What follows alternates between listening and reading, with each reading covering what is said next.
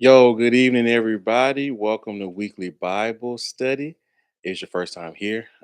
Philip Godfrey, thanks so much for joining in with us. Hopefully, you guys can hear me and see me okay. I'm still getting things kind of set up how I prefer them over here. But we're going to jump right in really soon. And so, if it's your first time here, this is Weekly Bible Study. And so, Weekly Bible Study is built off of the scriptures, built off of the text in the Bible in Matthew 6:33, where it tells us to seek ye first the kingdom of the Father and his righteousness, and all things shall be added unto you. So, weekly Bible study is our opportunity to gather together and do that, to see, seek, and serve the kingdom of the Father. Okay. And so, one thing that I like to say, I like to remind us here at Weekly Bible Study, if it's your first time here, or if you just always hanging out with or returning to hang out with us, I always want to say this, and I don't say it every week, but I say it pretty consistently, is that we don't have all the answers. I don't have all the answers. You don't have all the answers. None of us have all the answers. But if you're a born again believer, we have access to the one who does. All right. And so we're going to be growing, we're going to be evolving. And, if you're watching this 3, 4, 5 years from now, there may be new revelation that has come into play, And so we're always evolving and growing. And we reserve the right to do that here and give people space, the opportunity to do that here. All right. So thank you again for joining. For all the new folks, thank you for all the returning folks that's hanging out with us. I appreciate you guys so much. All right, as you come in, please give us like a welcome or something like that in the chat. Let us know you're here. If you have any prayer requests, please put prayer requests in the chat. I pray for those as we end up tonight. So if you have any prayer requests, please let us know for yourself or for someone that you may know. And then yeah, I'm gonna pray for us real quick before we get started. I'm gonna give an update, announcement, and then we will jump into the teaching, the study for tonight. All right.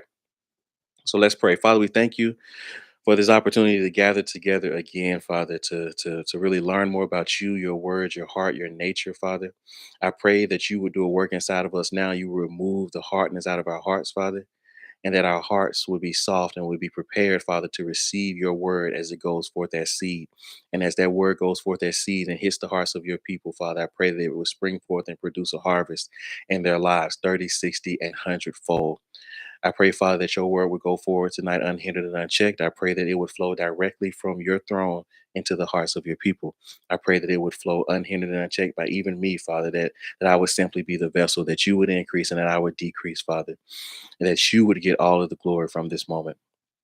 Father, I pray that any forces inside of us or any forces surrounding us right now, and not just like the technology and all that, but personally, the things that are gathered against these people and your people and us personally, Father, I pray that those things, Father, would be removed right now supernaturally by fire from heaven, so that we can hear. You give us eyes to see, ears to hear, and hearts to perceive right now, Father, what it is you're saying to us, what it is you desire to do for us, and what it is you desire for us to know about you.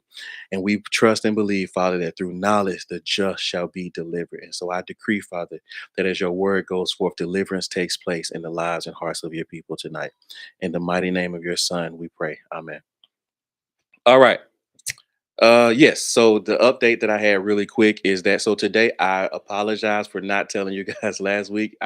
It slipped my mind honestly, but today was the day that our brother and his wife, our brother and sister, in the Bible study, they go out and they feed those that are transient in our city, and so they went out today and they fed 100 meals to 100 people around the city. Those that are in seasons right now are just more challenging.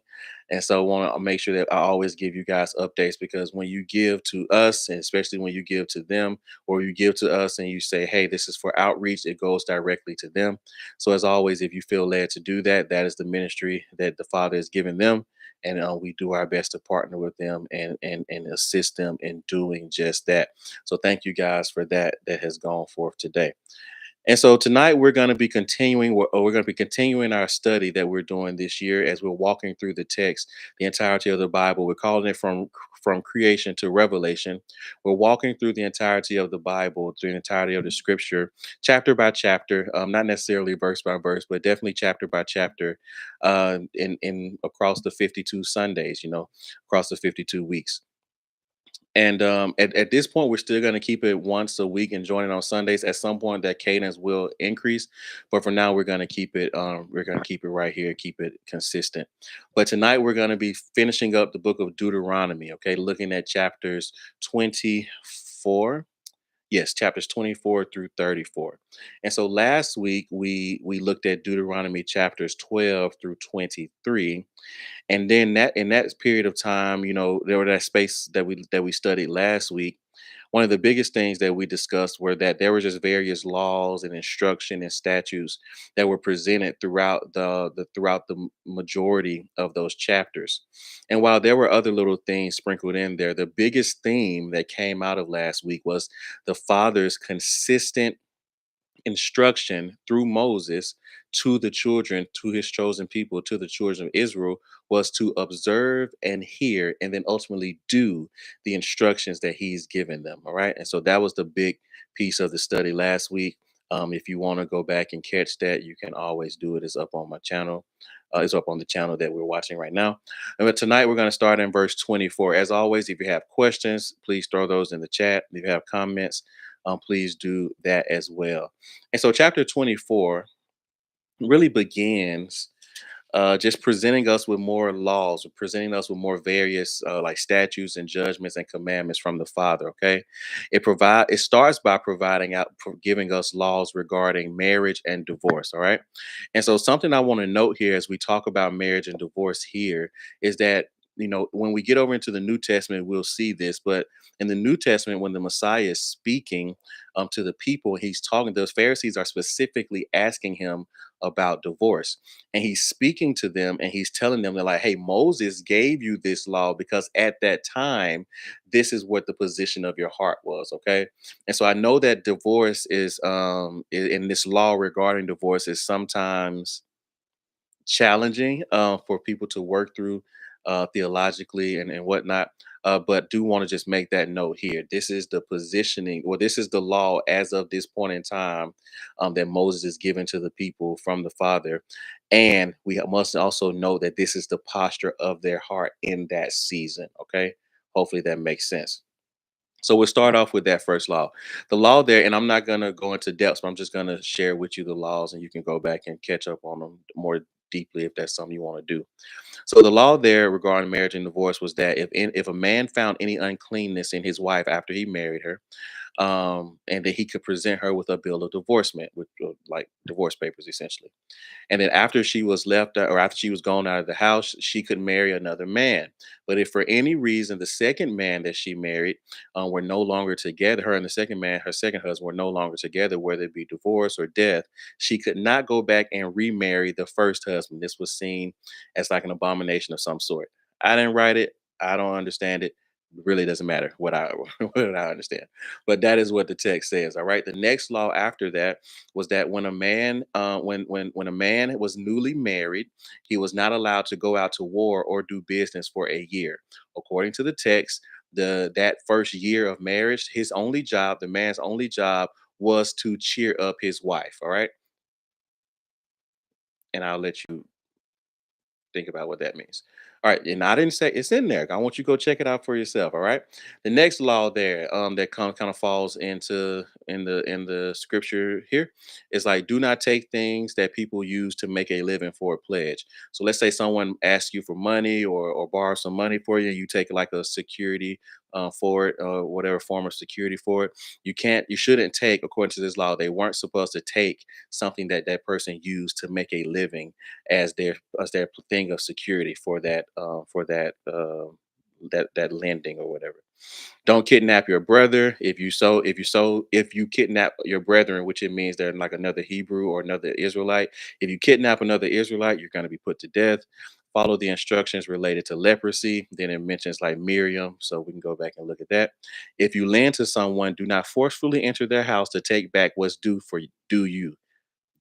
Don't take advantage of servants or the poor, whether they are Israelites or strangers. All right. And so, one thing that I did want, one law that's presented here that I want to pull out is verse 16. I want us to look at it directly. All right. So, Deuteronomy 24, verse 16. And I'm reading from the King James Version. And it says this: the father shall not be put to death for the children, neither shall the children be put to death for the fathers. Every man shall be put to death for his own sin. And I wanted to make sure that we spent some time talking about this because last week I brought this up about how nowadays, this is kind of used in a way to negate the effects of generational curses or blessings, the generational kind of uh, processes on the lives of people or in the lives of people. And there people will say like, well, no, everybody pays for their own sin. Like whatever the parents do are not affecting the children. Well, we know that that is not true. We know that the decisions that ancestors are making or have made are affecting subsequent bloodlines. And so here I wanted last week I spoke about that and we talked about the difference between sin and iniquity. All right. And so here the text says it very clear that fathers shall not be put to death for the children, neither shall the children be put to death for the fathers. Every man shall be put to death for his own sin. But when we look at Exodus 23 through 5, it says that he will visit the iniquity of the fathers to the son, to the third and fourth generations of those that love him, and to 1,000 generations of those that hate him. I mean, those that hate him, and then 1,000 generations of those that love him. And so we see that there's a difference there in the wording. Sin and iniquity are not the same thing. All right. Sin and iniquity are not the same thing. Iniquity, as we talked about in the maybe it was last week, maybe it was the week before, it's kind of running together. But iniquity is the twisting of the laws of the Father for our acceptance or to make the or twist the laws to make it more palatable to our desires. Sin is missing the mark. Okay. Everybody is born into sin. Iniquity, not so much. Does that make sense? Hopefully that makes sense. All right. The next law there in the chapter is judge everyone fairly. And then the final law there is when you glean your fields for harvest, what he was telling them, like when they go out and they harvest their fields, if they leave anything behind, and like he was telling them, don't go back and get everything that you left behind. The things that were left, the crops that were left out of the field, like around the edges and like harder places to kind of harvest, they were supposed to leave those things there for the widows, the orphans, the foreigners, and the poor to have something to eat. So that was a statute that was given to the children of Israel. All right. As we move into chapter 25, what we see here is just more various laws. We see more, just kind of a random assortment of laws. The first one is if there's a disagreement between people and they allow the judge to make a ruling. So let's say they have a disagreement, they go to the judge at the time, and the judge is making a determination. If the judge should determine, no matter what, whether one person is right and one person is wrong. Okay. And then the one who is wrong, if the person who is wrong was supposed to be beaten, they had to be beaten in front of the judge, which makes sense to me. I guess you would want to say like, "Hey, go beat this person," and then they just go out in the wild and beat them and kill them or something like that. But they had to be beaten in front of the judge who declared or determined that that was their punishment. And then they were not supposed to beat them with more than 40 stripes because they believe, or the text states that at 40 stripes the person would be humiliated publicly. And so I believe it's Paul that says that he took 40 stripes minus one, like multiple times. And so that's the meaning there behind it. It comes from this law here in chapter 25, where 40 stripes was seen as like the limit or the barrier between what was humane and then inhumane. And that's me paraphrasing that. Okay. This text doesn't say inhumane or humane. All right. The next law there in chapter 25 is you can't muzzle an ox to keep it from eating as it works. Um, the next law that's presented is that there was a duty of brothers. And so if two brothers, the text states that if two brothers live together in a home and one was married and one and died without children, then the wife of the one who died was then to be married to the brother so that they could have an heir for his brother's bloodline. All right. And then the firstborn from the wife and the new brother, I know this is convoluted, but the firstborn from the wife and the new brother would then be the old brothers, would be given to the old brother's bloodline so that that bloodline would not perish out of the land of Israel. All right. Now, if the brother didn't want to partake in this law, what would happen was the wife would then go and report to the elders, basically say of the elders of the city or the land of that area region, would say, "Hey, this man doesn't want to raise up an heir for his brother. They want to do his duty of a brother." The elders would then confirm whether this is actually true or not, and then once it's confirmed that it was true, the woman would get to spit in the man's face and then untie his shoe, and he would be known throughout all Israel as the one who has an untied shoe, which seemed like, I guess it was a big deal to me. It's just, I don't know, it's like, here's an untied shoe. I don't know if it deals with like, maybe someone out there knows. I don't know if you've studied it out or not. If it deals with maybe like a humiliation type thing, or just like similar to what we talked about earlier, like you public humiliation or something like that, or a lower status in life to have an untied shoe. But that was the process. If the brother did not want to raise up seed for his son, and we see this kind of preceding itself in the story with Judah and Tamar and not wanting to give. Is that the right story? Judah not wanting to give his son over to, or the one of the sons wasting seed or spilling seed, not wanting to raise up an heir for his brother, and then the father actually killed that person. So, yeah, this seems like a lighter punishment than that one. Next law that's there in verse 25 is that if there are two men out fighting and a man's wife came to help him out and to help her husband in the fight, and she grabs the other man's testicles, her hand was supposed to be cut off. Uh, just something to think about. Don't make measurements and weights by unjust means. So everything was supposed to be just and fair, and not supposed to like um, judge people by two different measuring sticks essentially. Or if you're going to, like, you're going to get paid by the weight of a bag, you don't put rocks in the bottom of the bag so that it seems like it's heavier than it actually is, et cetera, et cetera. Those who do those things according to the text are an abomination to the father. And then the chapter ends with the father giving, through Moses, giving the children of Israel the instruction that once they enter into the promised land, they are to completely wipe out the Amalekites. Okay. And the reason for this was, according to the text, was because when the children of Israel were coming out of Egypt, they were coming out of the wilderness, and Moses sent spies to speak with the Amalekites and asked them if they could dwell, or they could pass through their land. The Amalekites fought against them, and attacked the people who were at the back and who were weary and who were exhausted, and they didn't have the fear of the Father in them. The Amalekites did it. And so now the Father wants them completely gone, ultimately, so that they would not be a snare to the children of Israel in the promised land. All right, let's move into chapter 26.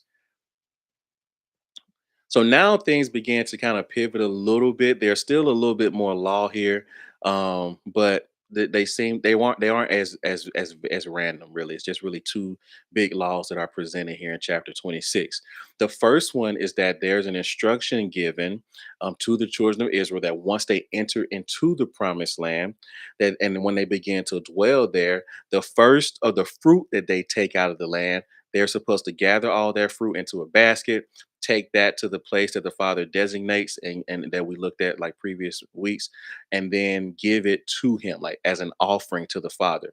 And so to complete this, or to facilitate this, what they would do is the people would bring the fruit, or the first fruits, the gathering, the harvest off of their crops. They would bring those things in a basket to the priest, and then the priest would receive the basket and then set the basket at before the father and the father's altar.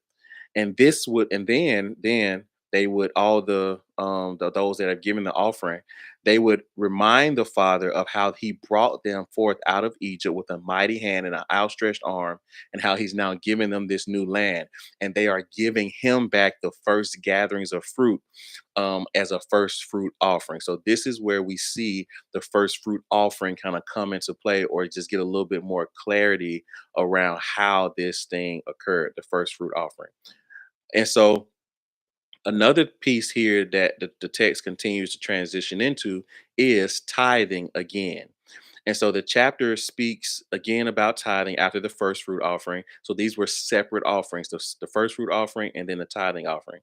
And so the tithing offering that's mentioned here is also the third year tithe. We looked at that last week.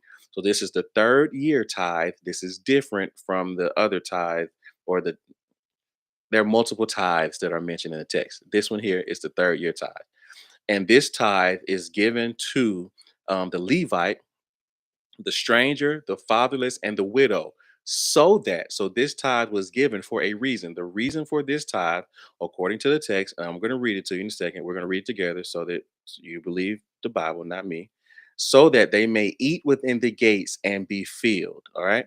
So this was not a monetary tithe at this time, this 3 year tithe. It was a tithe of possession. So a tithe of harvest and grain and corn and oil and different things like that, so that those who were the Levites who didn't have an inheritance, strangers, the fatherless, the widow, those that may be in seasons of more challenging seasons, that they would have what they needed to also be sustained inside of the land. All right, so let's look at Deuteronomy chapter 26, verses 12 through 15. And I think I said I'm reading from the King James Version, but if I didn't, I'm reading from the King James Version. Verse 12. When thou hast made an end of tithing all the tithes of thine increase the third year, which is the year of tithing, and hath given it unto the Levite, the stranger, the fatherless, and the widow, that they may eat within thy gates and be filled. Verse 13, then thou shalt say before the Lord thy God, I have brought away the hallowed things out of mine house, and also have given them unto the Levite, unto the stranger, the fatherless, and the widow. So it's saying here that that tithe is equating the tithe as a hallowed thing or a set apart thing. Okay. I have not transgressed thy commandments, neither have I forgotten them. I have not eaten thereof in my mourning, nor have I taken away all thereof for any unclean, and have done according to all that thou hast commanded me. Look down from thy holy habitation from heaven, and bless thy people Israel, and the land which thou hast given us, as thou swearest unto our fathers, a land that floweth with milk and honey. And so I've seen people use the verse 15 here is like, look down from thy holy habitation and bless us. Yes, but that was conditional. Okay. Verse 15 here is conditional on them meeting the requirements of verse 12 and giving a 3 year tithe to the Levite, the stranger, the fatherless, and the widow, so that they could have what they need and be sustained in the land. And then once they did that, they were to remind, once they brought their tithes, they were to remind the Father that they followed his commandments, they have not transgressed them, or they have not forgotten them. They have implemented them, they have done them, they have completed them. And now, because they have done those things, they're asking that he would look down from his position in the heavens and bless them. Does that make sense? Everybody still with me? All right. And so I believe personally, this is my opinion. I believe that the reason that they were so intentional in reminding the father of how what they had done is because they knew that the father's heart for them was that they be obedient. And so they were like little kids, kind of. They were excited, saying like, hey, Dad, I did what you asked me to do. Like I did it. I brought the tithes." And if you have children, you know how excited they are about the most random of things. You tell them to go and put something in the trash can, and they're like, "Hey, I put it in the trash can for you." You're like, "Okay, thank you." But that's how they were. They were this is how I imagine it. But they were reminding him of that they had done. They were so excited to have been able to do the thing that the father had asked and expected of them to do, and to do it well. And they're asking for a blessing. All right. So hopefully that makes sense with everyone. And so then the chapter here ends, chapter 26. We're moving quick tonight, aren't we? But chapter 26, and I don't want to get ahead of myself. But chapter 26 ends with Moses encouraging the people yet again to follow the instructions of the Father, because there are promises attached to them. And we just saw that in verses 12 through 15. Let's look at verses 16, 18, and 19, and then we'll be finished with chapter 26. All right. Verse 16, this day the Lord thy God hath commanded thee to do these statutes and judgments. Thou shalt therefore keep and do them with all thine heart and with all thy soul. Verse 18. And the Lord hath avouched. That word there, avouched, in the Hebrew means he has declared, he has made a vow, he has caused to say. And so it basically means like the Lord has spoken this thing out to come to pass. He has avouched thee this day to be his peculiar people. So he has declared that you are his peculiar people, as he hath promised thee, and that thou shouldest keep all his commandments. Why? Because they are his peculiar people. All right, let's keep going. Verse 19. And to make thee a high above all nations, which he hath made in praise and in name and in honor, and that thou mayest be a holy people unto the Lord thy God, as he hath spoken. So we see here that the keeping of the commands and the statutes and the judgments was not just because the father wanted them to be kept. I mean, I guess that's the root of it at all this. But the fruit of that is that the father wanted these things to be kept because he had declared over them that they are his peculiar people, that there is a promise for them, and that they shall keep these commandments, and that they will be high above these nations in praise and name and honor, and they will be known as a holy people. And this is why they were keeping the commands. Does that make sense? They weren't just keeping the commands to keep them. No, they were keeping the commands because they had been chosen as a peculiar people. And sometimes being chosen means that you are held to a different standard. You are held in a higher regard. So we shouldn't be upset that our bar is a little higher when we're the one that's been chosen. If we've been chosen, why do we expect to have the same bar as everybody else? Does that make sense? And I believe that this is one of the issues. Well, I'm not going to, yeah, this is my opinion. One of the issues that we see now with the hyper grace culture is that we want to be chosen and we want to have no bar. That's not how this works. If you are chosen as the children of Israel were, as a peculiar people unto the Father, well, how we would say that today, followers of the way, believers of the Messiah, followers of his teachings. If you are that, there is a different bar. The nations around the children of Israel could do what they wanted, but the nation of the children of Israel could not do what they wanted. They had to do what the king wanted, the father wanted. Why? Because he had chosen them as his people. Does that make sense? So there is an expectation of obedience, and there are laws and commandments to keep.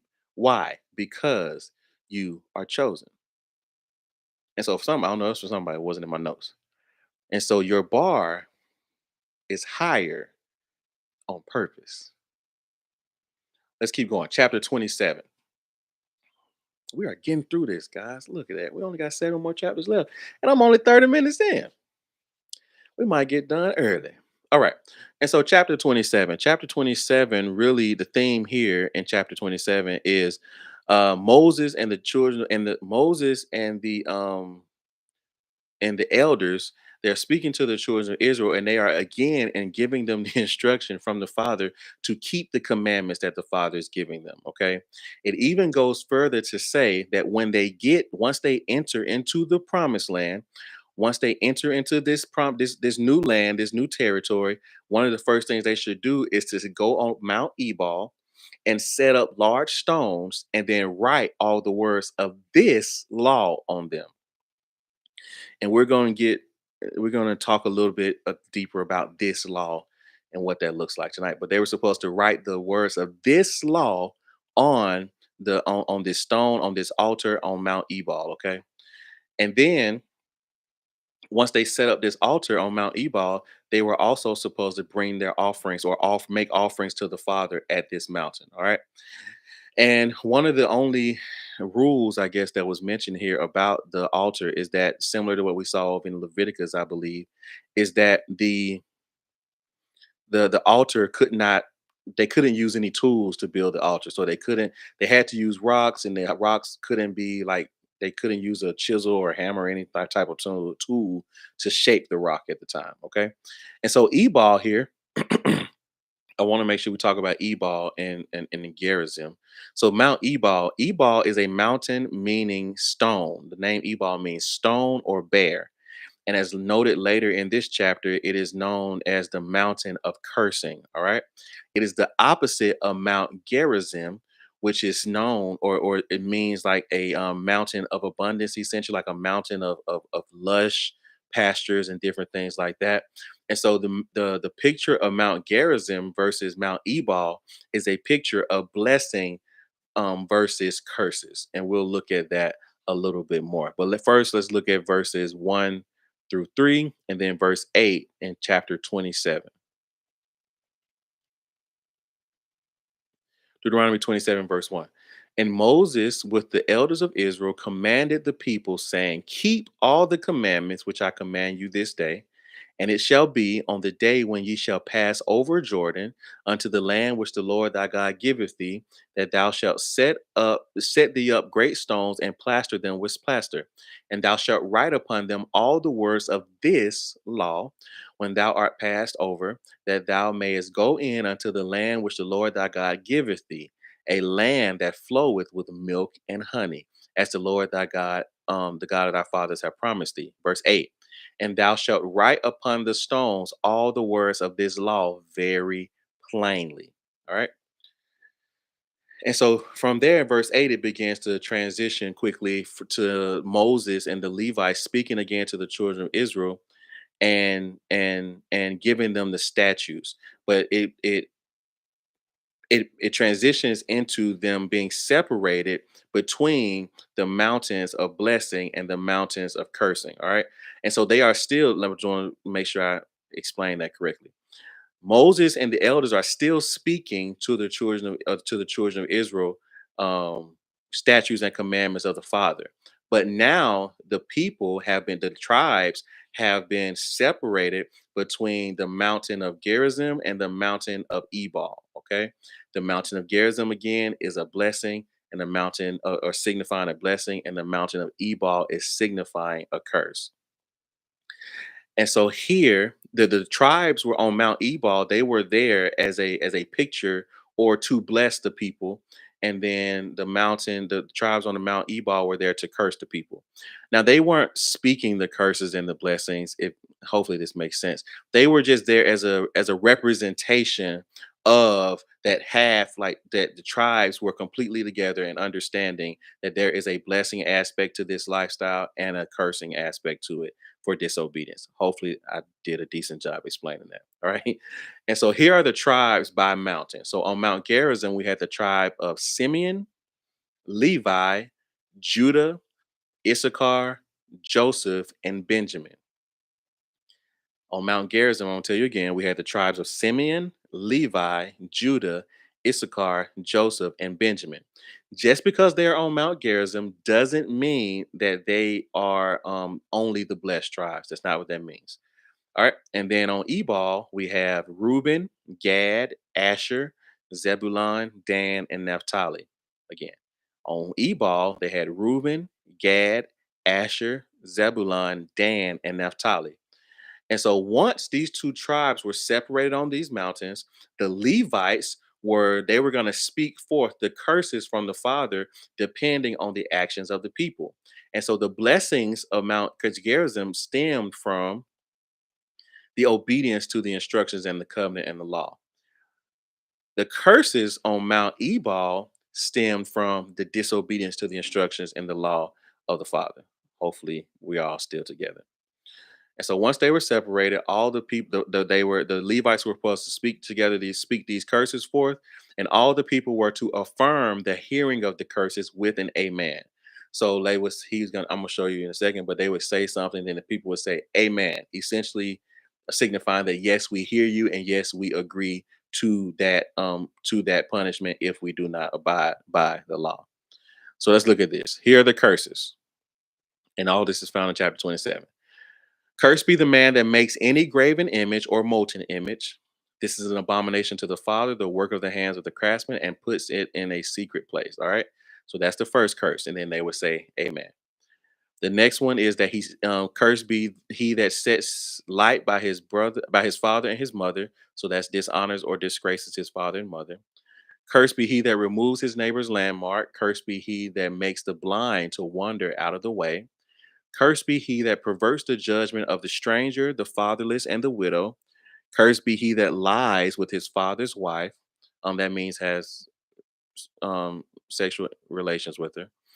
Cursed be he that lies with any manner of beast. Cursed be he that lies with his sister. Cursed be he that lies with his mother in law. Cursed be he that smites his neighbor secretly. Cursed be he that takes reward to slay an innocent man or innocent person. And then it says, cursed be he that confirms not all the words of this law to do them. And so these curses would go forth one by one, and the people would say amen, as if affirming that they heard this curse and they understand that what they are agreeing to. It's very similar to when Moses was on Mount Sinai, or he come down Mount Sinai and he told the people all like, hey, will you follow these things? And they said, we will. I'm paraphrasing, but that's the interaction that they had. It's very similar to that same thing, because here what we have is a covenant being entered into. And so the people there are standing and affirming these things, these laws and these statutes, so that this covenant can be brought into place and be enforced, similar to the same way that the Mount Sinai covenant was entered into and agreed upon. All right. We're going to look at all that a little bit more in a second. So let's move into chapter 28. Chapter 28, but Deuteronomy 28 is a very well known chapter in the church. But chapter 28 begins with conditional blessings. I like to say they're conditional blessings because it is a condition on them. I know that most people are like, oh, these are the blessings, I guess. But chapter 28 starts with conditional blessings. And this chapter is a little bit longer, so we'll be here a little bit more time. But let's start looking at it. All right, verses 1 and 2. And it shall come to pass, if thou shalt hearken diligently, if thou shalt, so if you do this, if you hearken diligently unto the voice of the Lord thy God, to observe and to do all his commandments which I command thee this day, that the Lord thy God will set thee on high above all the nations of the earth, and all these blessings shall come on thee and overtake thee, if thou shalt hearken unto the voice of the Lord thy God.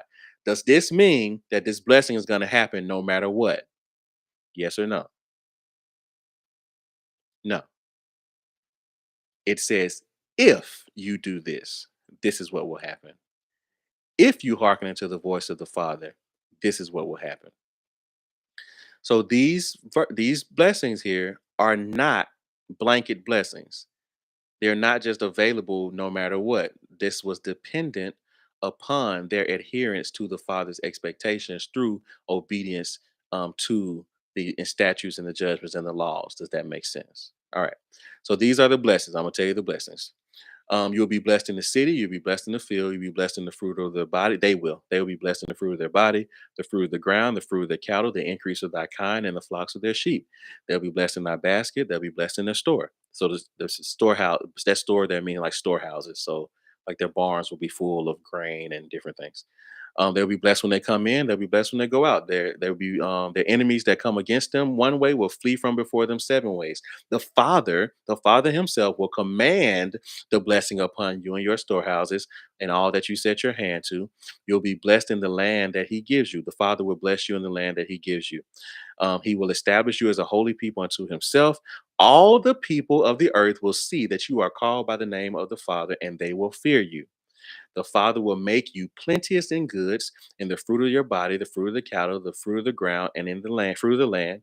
And the Father will open unto you his good treasure. He will give rain from heaven unto your land in due season. He'll bless the work of your hand, and you shall lend to many nations, and you shall not borrow. All of these were the blessings that were spoken over the children of Israel and told to them as the future outcomes of their obedience if they chose to be obedient to the statutes and the commandments. Does everybody see that? Okay. So these are all of the blessings that they could expect if they were obedient. Let's look at verses 13 and 14. And the Lord shall make thee the head and not the tail. Thou shalt be above only, and thou shalt not be beneath. If thou hearken unto the commandments of the Lord thy God. which I command these this day to observe and to do them. And thou shalt not go aside from any of the words which I command thee this day to the right hand or to the left, to go after other gods to serve them. So we see here again that these blessings are conditional. All right. Let's move down to verse 15. So those were the blessings. Verses essentially verses 1 through 14 of Deuteronomy are the blessings. All the rest of them, the verses pretty much are the curses, which is so hilarious to me.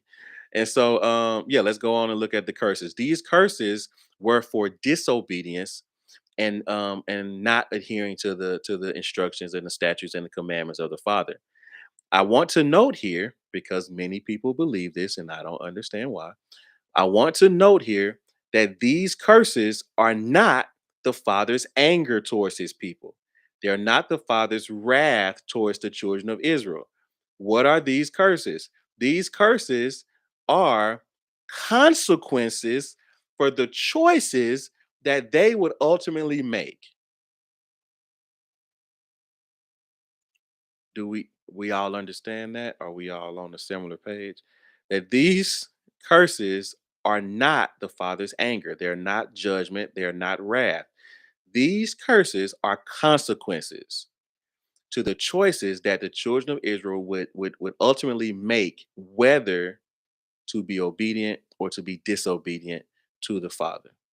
So just like us, just like we have the opportunity each and every day, the Father is giving them the opportunity to decide which path they would walk, the same way He's given us the opportunity to do that. All right. So let's look at these curses. Let's start at verse 15. We're going to read verse 15, and then I'm going to just give you the list. But it shall come to pass if thou wilt not hearken. So if you listen, these will be the blessings. If you don't listen, these will be the curse. This will be the outcome. If thou wilt not hearken unto the voice of the Lord thy God to observe to do all his commandments and his statutes, which I command thee this day, that all these curses shall come upon thee and overtake thee. It says, and all, it says that all these curses shall come upon thee and overtake thee. Let's look at the curses. Cursed shalt thou be in the city, in the field, in thy basket, in thy store, in thy fruit of the body, in the fruit of the land, the increase of the kind, and the flocks of the sheep. You'll be cursed when you come. I'm not talking about you, not cursing nobody. Um, They will be cursed when they come in and when they go out. The Father will send upon them cursing, vexation, and rebuke in all that they set their hand to do. And they will be destroyed quickly and perish quickly. The Father will make them the pestilence cleave unto them until he have consumed them from off the land. The Father will smite them with a consumption and with a fever, and these are sicknesses and diseases, and if with inflammation and with an extreme burning. Inflammation there is cancer, and with an extreme burning, and with the sword, and blasting, and mildew, and they shall pursue thee until thou perish. On them, pursue them. These things will pursue them as a people until they perish. The heaven over their heads shall be brass, and the earth under them shall be iron. The Father will make the rain of the land powder and dust. Mm. The Father will cause them to be smitten before their enemies, that they shall go against their enemies one way and flee from before their enemies seven ways. They will be removed from this land. They will be removed from this land into all the kingdoms of the earth. Their carcasses, so their bodies, will be meat to the birds, which means that their bodies will just lie out in the open, and the birds will pick at their flesh. And the beasts will, so the carcasses will be meat to the birds, the beast, and no man will save them. This is important. The Father will smite them with the botch of Egypt and with hemorrhoids, scab, with the itch, whereof you can't, I said itch in my, anyway, whereof you can't be healed. The Father will smite them with madness, blindness, and astonishment of heart. They will grope at noonday as the blind gropes in darkness. They won't prosper in their ways. They shall only be oppressed and spoiled forevermore, and no man shall save thee. They shall be engaged to a wife, and another man will lie with her. They shall build a house, but not dwell in it. They shall plant a vineyard and not eat the fruit of it. Their ox will be killed before their eyes, and they won't eat it. Their donkey will be taken away violently from before their face, and they will not be restored unto them. Their sheep will be given to enemies, and no one will rescue them. Their sons and their daughters will be given unto other people, and their eyes will look for them and fail with longing for them all the day. They will be looking for their sons and daughters to return, and they will fail for longing for them, and there shall be no might in their hand. So even though the people did this to them, they won't have any strength to fight back. The fruit of their land and all their labor shall a nation that they do not know eat up. They will only be oppressed and crushed always. They will be mad for the sight of thine eyes, which you see. The father will smite them in the knees and legs with a sore botch that cannot be healed. The father will bring them and the king they set over them unto a nation that neither them or their ancestors have known. And there in that new nation they will serve other gods, wood and stone. They will become a astonishment, a proverb, a byword among all the nations where the Father will lead them. They will carry much seed out into the field and will gather in but little for themselves. They will plant vineyards and dress them, but neither drink the wine nor gather the grapes. They shall have olive trees throughout their coast, but they will not anoint themselves with the oil. They will have sons and daughters, but they won't enjoy those sons and daughters, for they shall go into captivity. The locust will eat all the trees of the land.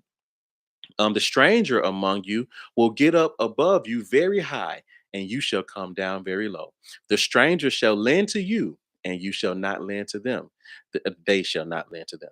The stranger shall be the head, and they shall be the tail. Let's look at verse 45. We're going to read verses 45 through 47. Moreover, all these curses shall come upon them and pursue them and overtake them till they be destroyed, because they didn't listen to the voice of the Lord thy God to keep his commandments and his statutes which he commanded thee. Verse 46, listen, and they shall be upon thee for a sign and for a wonder, and upon thy seed forever, because thou servest not the Lord thy God with joyfulness and with gladness of heart for the abundance of all things. Let me pause for a second.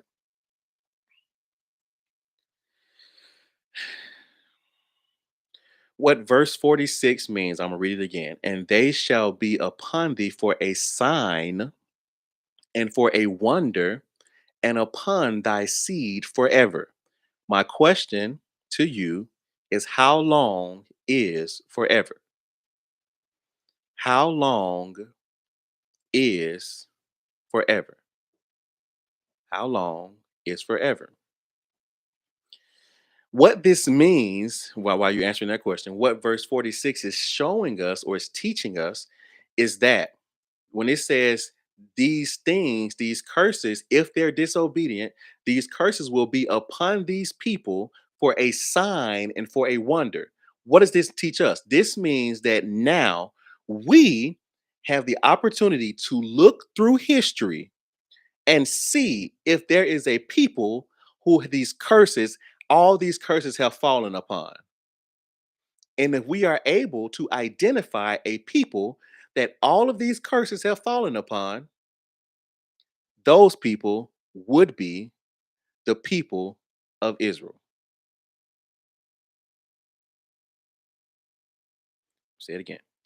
Since these things, these curses and blessings, are there for a sign and a wonder, this means that we today, and it said upon thy seed forever, so we today should be able to look out amongst the people, the nations of the world, and see which nation has dealt with all of these curses.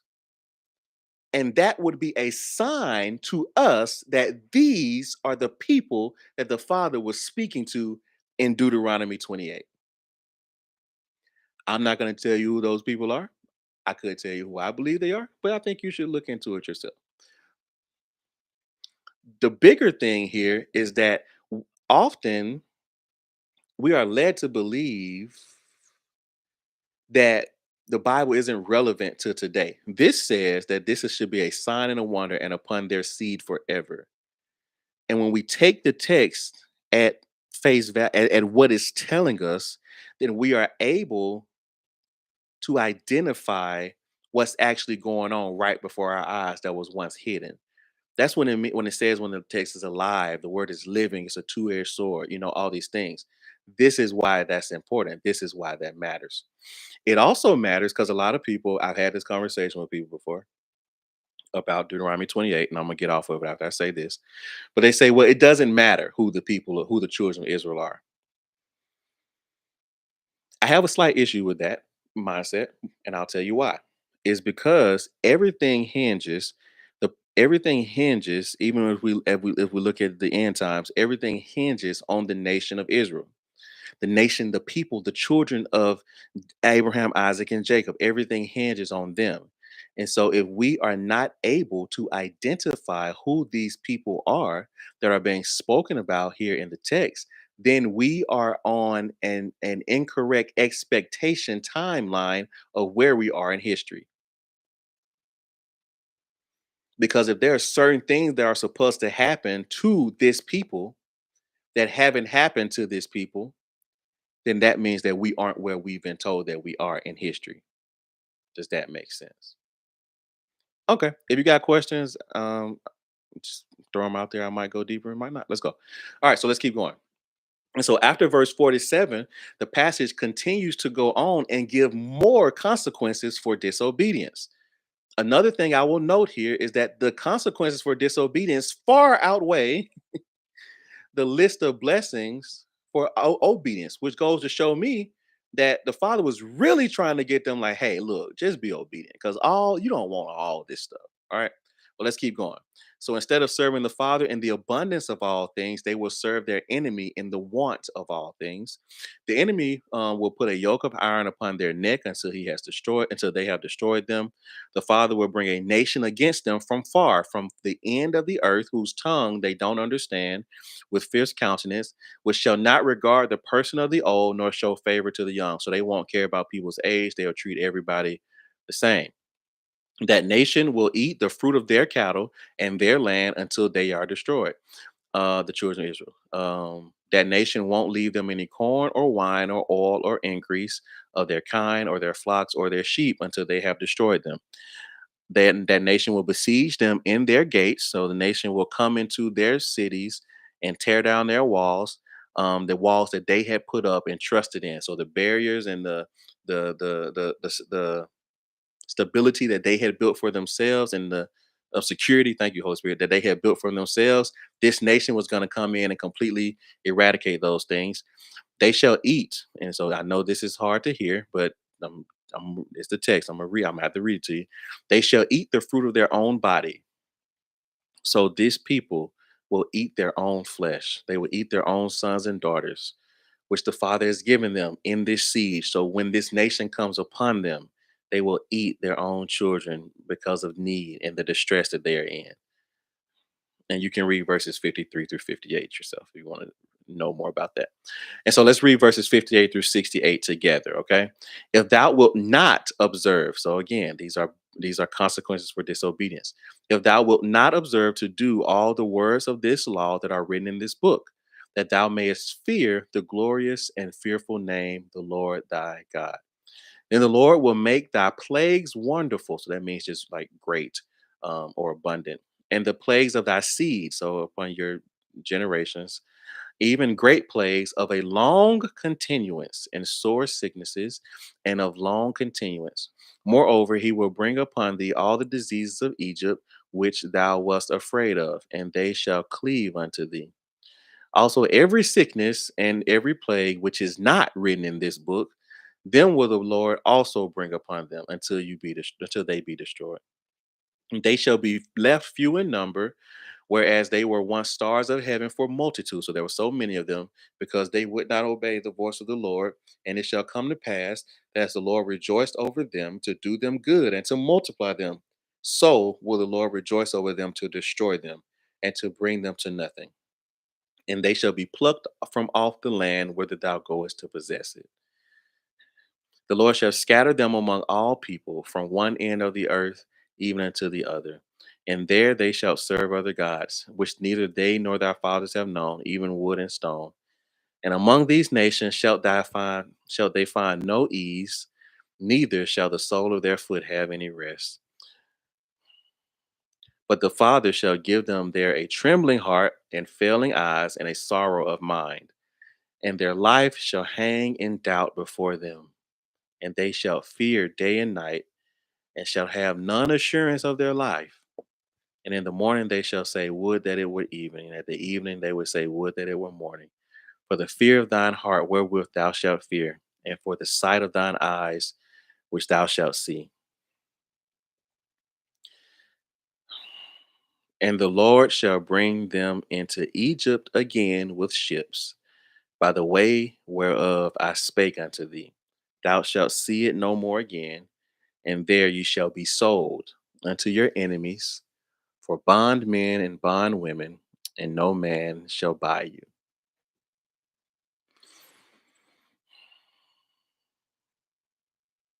It's tough for me to read those verses, man. But anyway, and so verse 68. Well, verse 68, on just a question I have for you. It's interesting to me that the children of Israel walked out of Egypt. They walked out of Egypt the first time. When they left Egypt, they walked and they crossed over the Red Sea. The Father parted it. They crossed over the Red Sea, right? But now it's saying because of their disobedience, that they would be taken into Egypt again with ships. Why would ships need to take them somewhere that they walked out of the first time? These are questions that I have.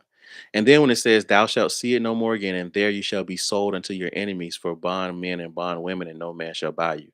It means that like they were gonna be asking instead of going back into Egypt again, they're gonna be asking for people to their enemies to make them slaves so they don't have to go into their place, but no one will even do that for them. All right. And again, all of these things, especially these curses, all of them are for what? According to verse 47 or verse 46, a sign and a wonder. So these things that we are should these are things that we should be able to look out and use to identify what the Father is showing us today from the text of Deuteronomy. All right, let's keep going. Verse 29. Verse 1.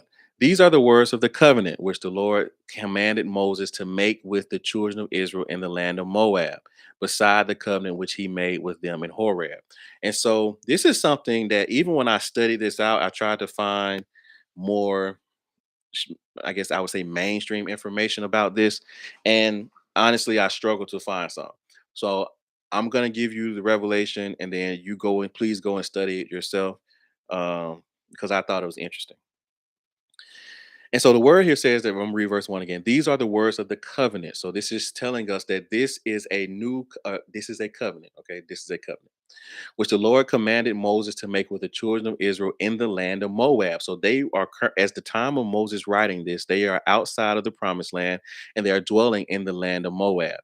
And the next word there says, beside the covenant which he made with them in Horeb. And that word beside there means separate from. All right. So as I break down verse 1, what I'm seeing here, what I believe is showing us is that this covenant that we have just seen them enter into, is separate from the covenant that was made with them in Mount Sinai. The 10 commandment, let's call it the 10 commandment covenant, that this covenant is different from the 10 commandment covenant, according to verse 1.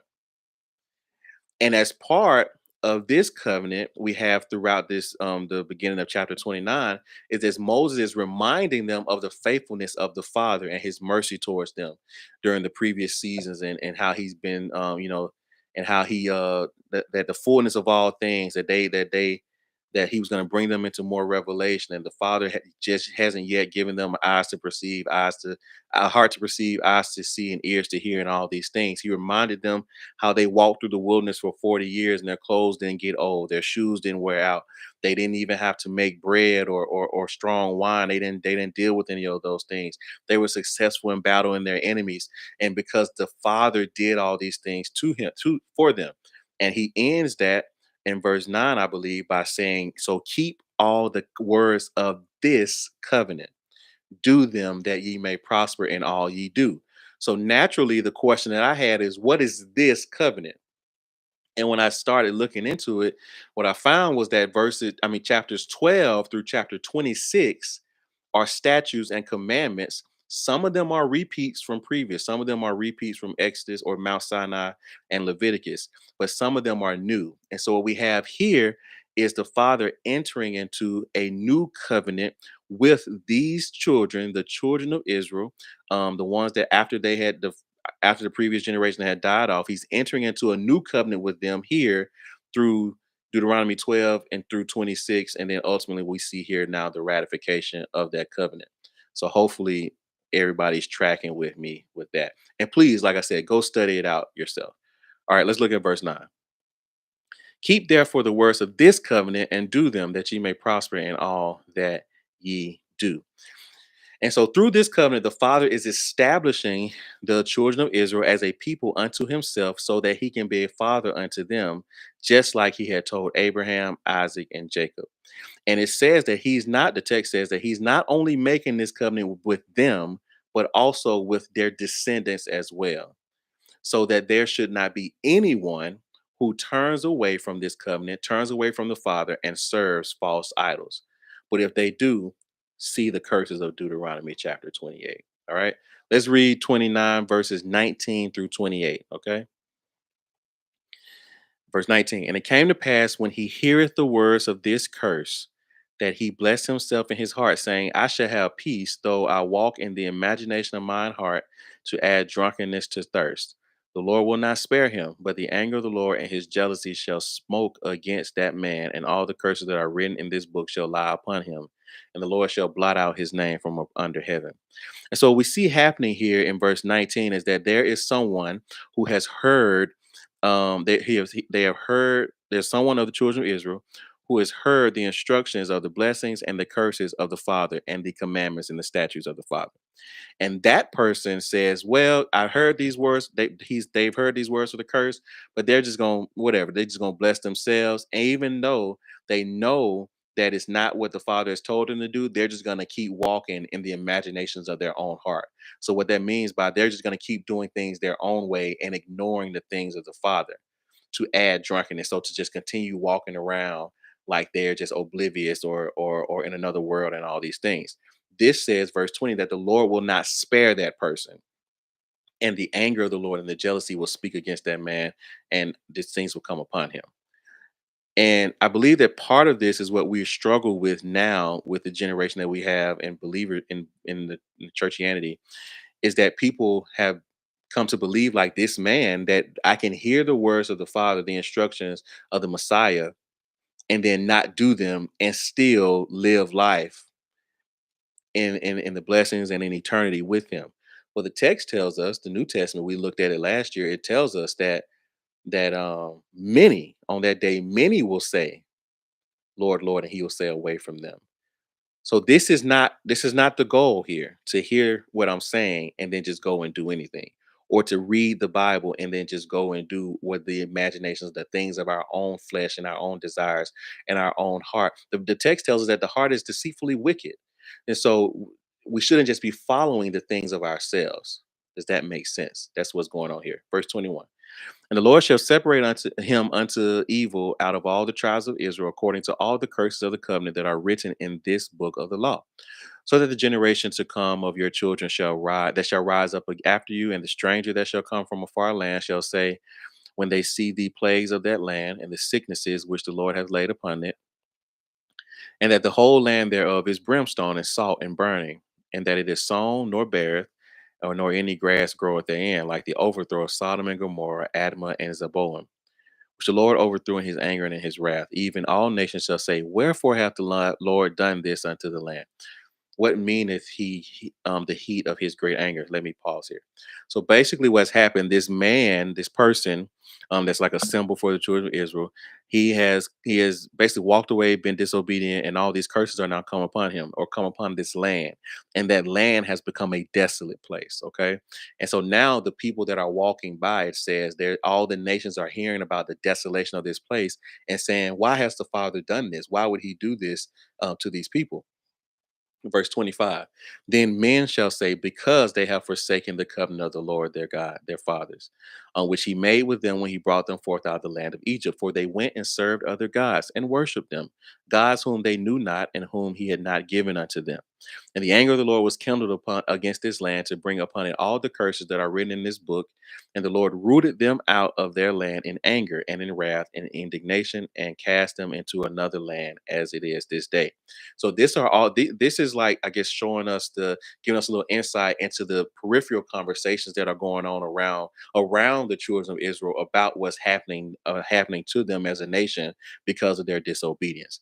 And the people are saying like, hey, why is the land so desolate? What's going on? Why would the Father do this to them?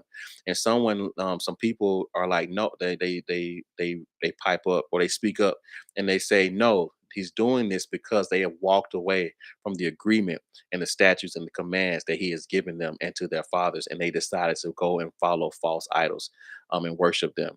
And so his wrath, his anger has come upon them. Chapter 30. Chapter 30 begins on a more positive note. What we see here, different than the preceding chapters, is that it's starting with giving the children of Israel the opportunity that if they fall away, they can come back into right alignment and right standing with the Father. But it's first required of them that they realize where they are and how far they had fallen from their position, and then they return unto the Father and ultimately obey His voice. So the return, or their relationship upon the return, is still dependent upon their obedience to His voice. All right, let's look at verses 1 through 3, verse chapter 30, verse 1 through 3. And it shall come to pass, when all these things are come upon thee, the blessing and the curse, which I have set before thee, and thou shalt call them to mind among the nations where the Lord thy God hath driven thee, and shalt return unto the Lord thy God, and shalt obey his voice according to all that I command thee this day, thou and thy children, so their descendants, with all thine heart, with all thy soul. That then, after you do all that, then the Lord thy God will turn thy captivity, have compassion upon thee, and will return and gather thee. So the Lord will return and gather thee from all the nations whither the Lord thy God has scattered thee.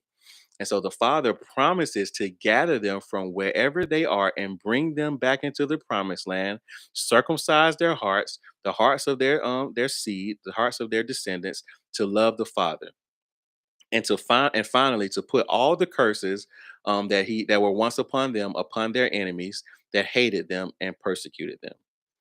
Then the text goes on to tell us that the word of the Father would know these statutes and commandments and all these things would no longer be far from them, but would now be near unto them and written in their hearts. And this is something, honestly, that I just saw for the first time when I was preparing for this study, is that I have always heard that the commandments were now written on our hearts as part of a part of the new covenant. But we see here that the Father is telling them, hey, whenever you do this, whenever you come back into alignment with me, I will begin to write these things on your heart now. And we see a foreshadowing, I guess, of that here in the in Deuteronomy in the Old Testament with the children of Israel. And I thought that that was really cool to see that. And so these commandments here weren't written on stone, but they are written on the hearts of the people. Verse 11 through 14. Because I want to confirm with you what I just said with the text. For this commandment which I command thee this day is not hidden from thee, neither is it far off. It is not in heaven, so it's not way far away in heaven that you're like, oh, the Father's way up there. No, that thou shouldest say, who shall go up for us into heaven and bring it unto us that we may hear it and do it? Neither is it beyond the sea that thou shalt say, who shall go over the sea for us and bring it unto us that we may hear it and do it? But the word is very nigh, so it's very near unto thee, in thy mouth, in thy heart, that thou mayest do it. Right? Let's keep going. And so the chapter 30 ends with the children of Israel given the encouragement by Moses to choose life. And Moses gives them a reminder that these commandments are given to them so that they can live. So not only is he saying, hey, choose life, but this is how you live as well. Choose life, and this is how you live. And all these things come from the commandments. All right. But ultimately, the decision is theirs. Let's look at verses 15 to 20 of chapter 30. See, I have set before thee this day life and good, and death and evil. And that I command thee this day to love the Lord thy God, to walk in his ways, to keep his commandments and his statutes and his judgments, that thou mayest live and multiply. And the Lord thy God shall bless thee in the land whither thou goest to possess it. But if thine heart turn away, so that thou wilt not hear, but shall be drawn away and worship other gods and serve them, I denounce unto you this day that ye shall surely perish, and that ye shall not prolong your days upon the land whither thou passes over Jordan to go and possess it. I call heaven and earth to record this day against you, that I have set before you life and death, blessing and cursing. Therefore, choose life, that both you, thou, and thy seed may live, that thou mayest love the Lord thy God, that thou mayest obey his voice, and that thou mayest cleave unto him. For he, the Father, he is thy life. The Father is our life, and the length of our days, that thou mayest dwell in the land which the fathers swear unto your fathers, Abraham, Isaac, and Jacob, to give them. All right. That's the end of chapter 30. All right, we're getting close, guys. Let's move into chapter 31. Chapter 31, what we see now, after chapter 30, we began to see like a transition to Moses getting closer and closer to his death, and really kind of tying up some loose ends here. I don't want to say loose ends, but just kind of finalizing his life and his transition of leadership over to Joshua.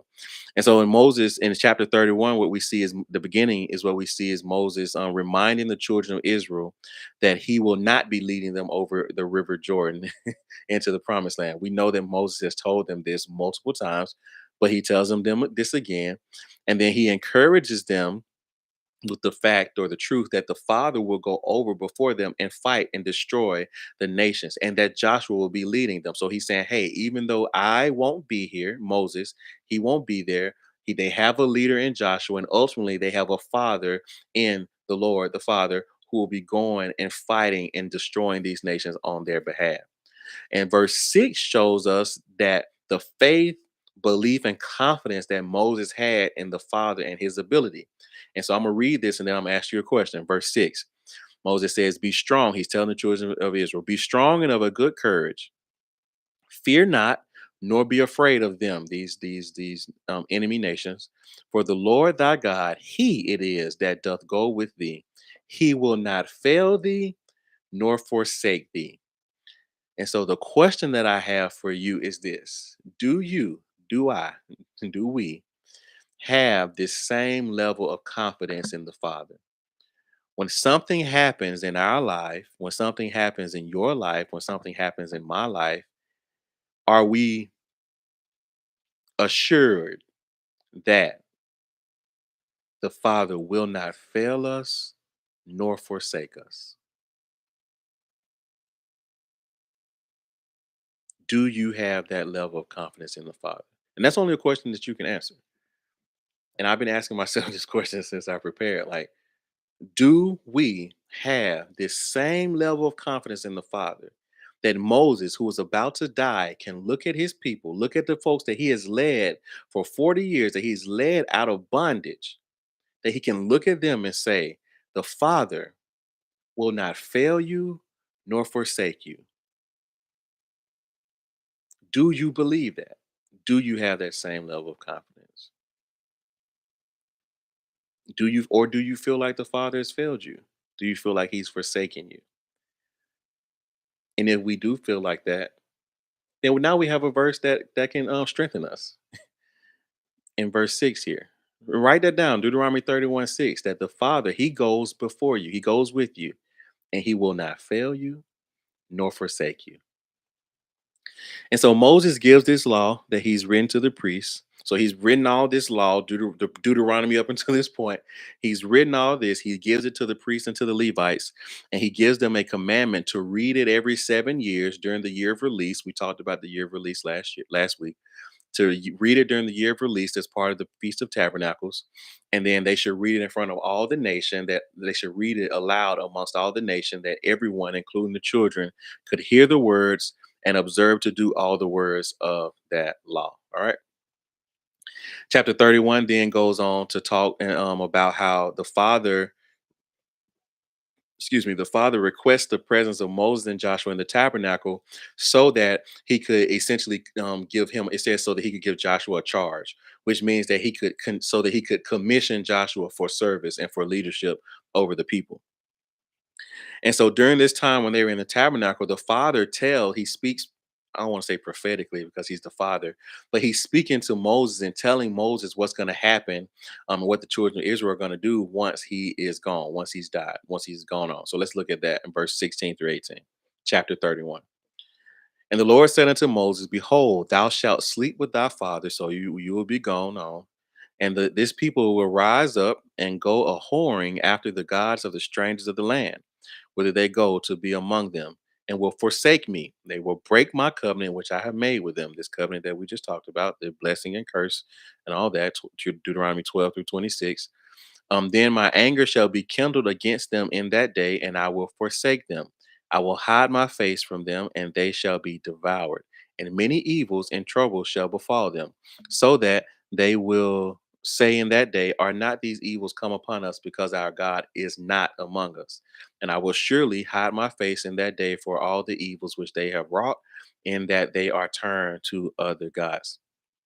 And so the father tells Moses here that once they enter into this land, they're going to eat, they're going to get full, they'll become fat, they're going to be fat and happy. And then in that place, when they get to that position where they have inherited all the promises and they are beginning to eat off of that promise, they will turn to other gods and break the covenant. This is a big deal. And I also believe that it shows us the tendencies of people, that we are much more likely to fall away from the Father when we are all good, when we got everything that we prayed for, when we're living in the promise, when we are not only living in the promise, but we're eating off of the promise, and the promise is providing for us.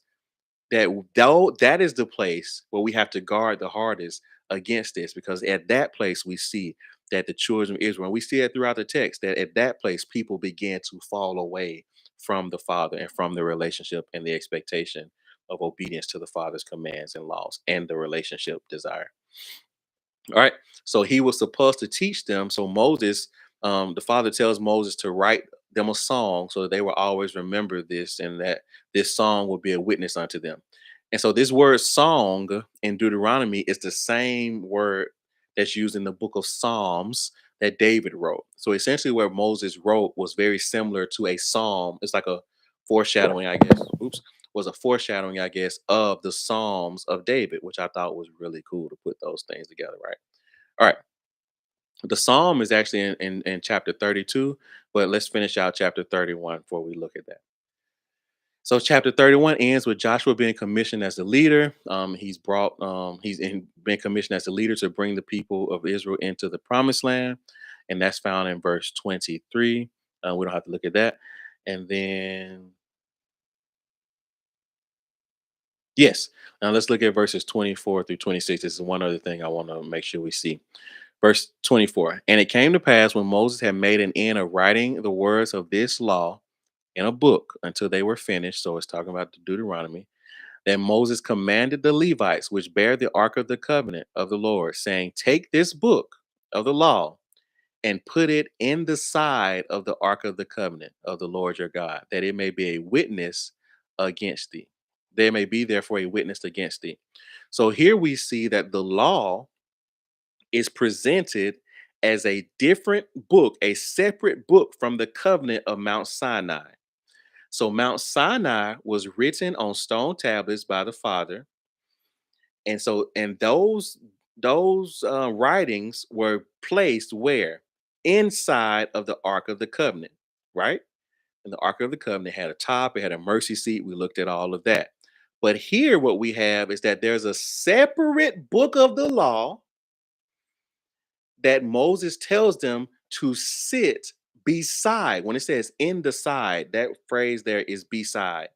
So this book of the law was placed beside the Ark of the Covenant, not inside the Ark of the Covenant, was placed beside the Ark of the Covenant so that it may be a witness against the people. So when the text tells us in the New Testament that the law was there to witness against the people, this is what it means. And this is also how the Messiah could fulfill the law and there still be ramifications of a covenant. Does that make sense? Some of y'all will catch it when you get home. All right, let's move into 32. So chapter 32, we're almost there. So chapter 32 is the song of Moses. And so throughout this song, Moses is just speaking to the children of Israel, reminding them of the Father and his goodness and his nature, how he's moved on their behalf previously. He how the children of Israel are the Father's portion. He talked about how the Father only led them and how there was no strange God with them. And he ultimately, prophesies over them or speaks prophetically over them that they will become fat one day and sacrifice unto these false gods, unto devils, and that the anger of the Father will be kindled among them. All right. So that song is much more detailed, but you can go, it's very intricate, but you can go read it yourself. I don't want to read the entire thing to you. But you can go read it yourself. And as part of this song, as it ends, is that Moses he has a final plea to the children of Israel to follow the commands of the Father because these things are not vain for them. They are actually the source of their life. So whereas now people would say like that's a vain thing to do that, similar to I would imagine that the children of Israel at the time had all these nations around, these enemies, these strange women coming in and telling them, these strange men and women coming into the camp and telling them like, hey, why are you doing it? That's vain. It's not important. Like you don't have to be concerned about that. And while it's not vain, it was never vain for them. It was actually the source of their life. And the text shows us that in verse 46 and 47. So let's look at it. And he said unto them, set your hearts unto all the words which I testify among you this day, which ye shall command your children to observe to do all the words of this law. For it is not a vain thing for you. It might be vain to somebody else, but it's not a vain thing for you because it is your life. And through this thing ye shall prolong your days in the land whither ye go over Jordan to possess it. And after this, the Father instructs Moses to go up into the mount because it is time for him to die. And we see in chapter 33 that Moses blesses the people and gives out a final blessing over the tribes of Israel before his death. We see that in verse 4 and 5. Let's read that 33, 4 and 5. Moses commanded us a law, even the inheritance of the congregation of Jacob. And he was king in Jeshurun. So Jeshurun is another name or title for Israel. When the heads of the people and the tribes of Israel were gathered together. And then Moses blesses each tribe individually. You can go read those blessings. I pulled out two of them because I thought they were interesting. Judah's blessing is interesting to me, and then Joseph's blessing. So we're going to read um, chapter 33, verse 7, and then verses 13 through 17. Verse 7 is Judah's blessing. And this is the blessing of Judah, the tribe of Judah. And he said, hear, Lord, the voice of Judah, and bring him unto his people, and let his hands be sufficient for him, and be thou an help to him from his enemies. This was interesting to me because it says, bring him unto his people, which is like, but he isn't he already amongst his people? Like, aren't he's already dwelling amongst his brethren and all those things. And so I just thought this was an interesting blessing from Moses there. This again, this is just my opinion. Chapter now let's look at verses 13 through 17. And of Joseph he said, blessed of the Lord be his land for the precious things of heaven, for the dew and for the deep that coucheth beneath, and for the precious fruits brought forth by the sun, and for the precious things put forth by the moon, and for the chief things of the ancient mountains, and for the precious things of the lasting hills, and for the precious things of the earth and fullness thereof, and for the good will of him that dwell in the bush. Let the blessing come upon the head of Joseph and upon the top of the head of him that was separated from his brethren. And then it talks about the blessing being upon Ephraim and Manasseh. I thought this was interesting that the blessing, like we always talk about the blessing, make it rich and add no sorrow with it. I think that's Proverbs 10:22. But well, we talk about this the blessing, but we see here that the blessing was placed by Moses upon the head of Joseph and his descendants. And I just thought that was interesting to think about. And I didn't study those things out at length, but just wanted to share. And so the chapter ends with Moses giving the Father all the praise. As we move into chapter 34, finally, Moses, I don't want to say finally as like a bad thing, but he's finally, we see Moses. He dies, he goes up into the mountain, and the Father shows him all the land of the people of Israel. He shows them the land and the promised land and all that. And there Moses died, and the Father buries him in a valley in the land of Moab in an unknown tomb. And it says that the text says that he was 120 years old. His eye was not dim, nor his natural force abated. So basically, he was 120 years old and he wasn't sick, which means that it's possible. All right. The children of Israel mourned for him for 30 days. And then the text tells us that Moses was basically one of one. That was never, it says, there arose not again a prophet like him that the Father knew face to face. And then Joshua took over over the leading of Israel in full wisdom to lead the people into the promised land. Okay. So that is the entirety of the book of Deuteronomy. All right. Well, the finishing places of the book of Deuteronomy. Are there any questions? I didn't see any questions come through. So, if there any questions or prayer requests, I'll take a second here before I pray just to make sure I have any prayer requests. Next week, we will begin the book of Joshua. So, we're making good progress. Next week, we'll begin the book of Joshua. And if you want to read ahead, which I always recommend to be prepared for a study, that we'll be looking at Joshua chapters 1 through 12. Yes, Joshua chapters 1 through 12. So you can read those throughout the week and get a jump on, or just be prepared to have a discussion next week for Bible study. Again, are there any questions or prayer requests? And then I'll be out of you guys' hair for tonight. Hopefully it makes sense. Hopefully, you guys learned something or saw something that you never seen before. Uh, but yeah, I learned a lot during this study, so I'm grateful for the opportunity to share. All right, well, I'm gonna go ahead and pray. I don't see any prayer requests or any questions. So, Father, we thank you for this opportunity. Father, I pray that I execute the assignment with excellence. I pray that your people have heard more about your heart, have learned more about you and your nature, and that ultimately that they are now have an increased capacity, and that we all now have an increased capacity to more align with your will for our life. Father, I pray that you know each and every opportunity that you give us, that you set before us, blessing and curses and life and death. And I pray, Father, that you would give us the strength to say yes to you and choose life. That you would give us the strength, Father, to walk with you, to strength to be obedient and to stay obedient, Father. And that ultimately we would see and live in the fruit of obedience. I pray that the blessings would come upon your people as we are obedient into your instructions, and not necessarily to the keeping of the law, as we see here in the book, but the instructions that the Messiah has given us and left here with us through his life and through your word.